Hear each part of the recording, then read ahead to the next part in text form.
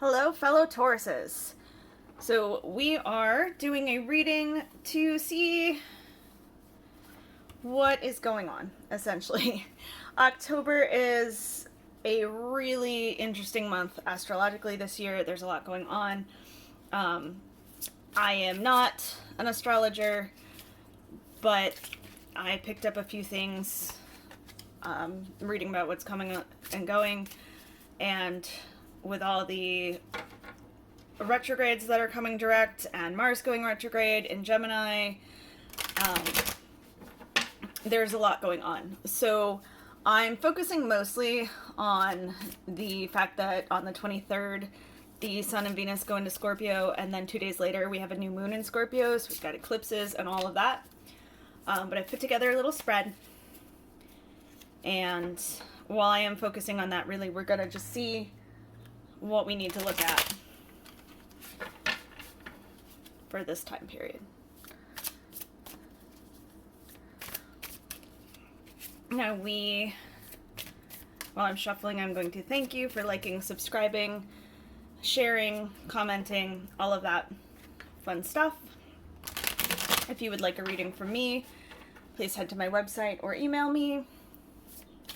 I will not contact you, but if you contact me, I'm always happy to do a reading.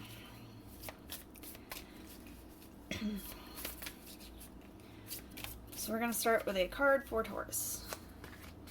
Keeping in mind that, of course, these are general readings, so if this isn't resonating, that's fine. Feel free to check out your Sun, Moon, Rising, Venus, but we're just looking at the general energies, really. So we're starting with the Page of Pentacles. We are using the Edgar Allan Poe Tarot deck, by the way. The Page of Pentacles is a card of messages, because the pages are all messengers, but having that with the steadiness of the Pentacles, the opportunities and resource aspect of the Pentacles, these messages often come in the form of money or news of ideas, opportunities, resources. So we're in a good place right now. Starting to get the energies, starting to get the opportunities so that we can really jump in and set ourselves up for something great in the next year. With that, I have just a general card for situations and what we're going on.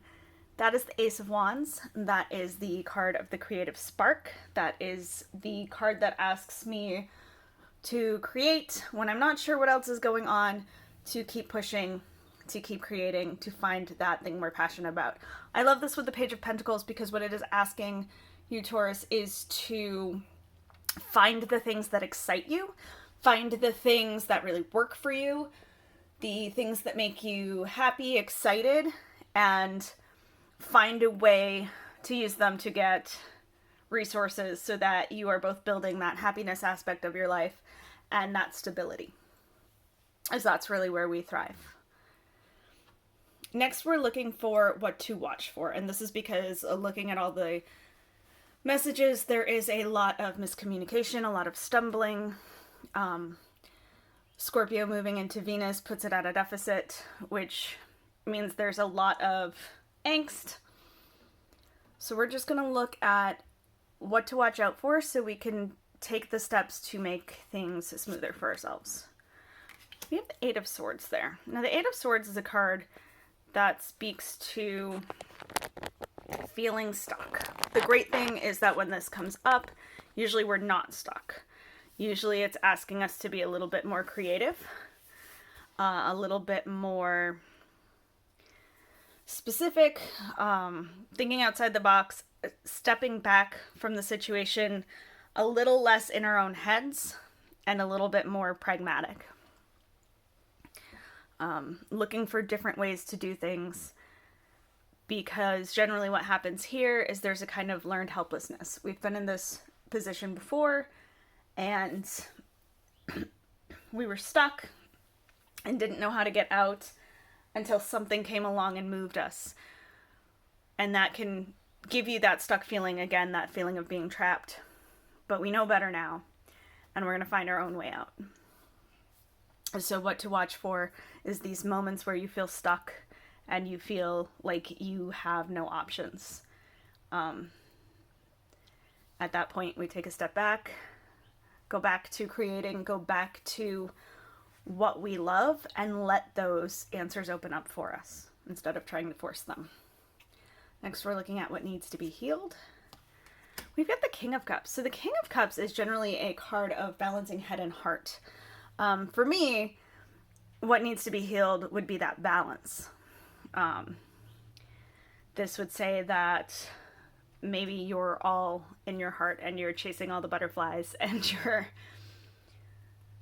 trying so hard to find that thing that makes you happy that you're not paying attention to your responsibilities. Or, and more likely, what is going on is avoiding feelings altogether. Trying to be safe. Being able to heal that, being able to see things from their full perspective will help with that Eight of Swords feelings too. Really, we need to watch for when those triggers come up and we want to shut down. So those two work really well together. And then finally I have, where should I pause before jumping in? With emotions high, especially if we are trying to avoid shutdown, we want to be sure that we are responding, not reacting. With that, we have Death. Now, Death is a card of new chapters, closing up things in life to move forward to others. And I specifically say new chapters because it's not a blank slate thing. Yes, we are closing doors, but we are focusing on the room in front of us. We're not running off to somewhere else. And that is huge because that says that where we need to pause is where we want to just run in the other direction instead of taking the next logical step. Where when we want to get so far away from this problem that we don't take the lessons, we don't take the good parts, we don't take the opportunities in front of us that have been created by closing that door, and instead we just get ourselves in another one of those same rooms. So the big thing is to not run away from ourselves or trap ourselves. We want to focus on what's in front of us, and we want to do it realistically and in a balanced way. I am going to take the Shadow card here as well. And with that, we have the Six of Pentacles. Now, the Shadow sounds scary to some people because it's shadow work, but it's not. It's actually just the bottom of the deck. It's the part that touches on everything. I really prefer hidden elements, but I do try to use the more common terminology. The Six of Pentacles is a card of making sure that you are being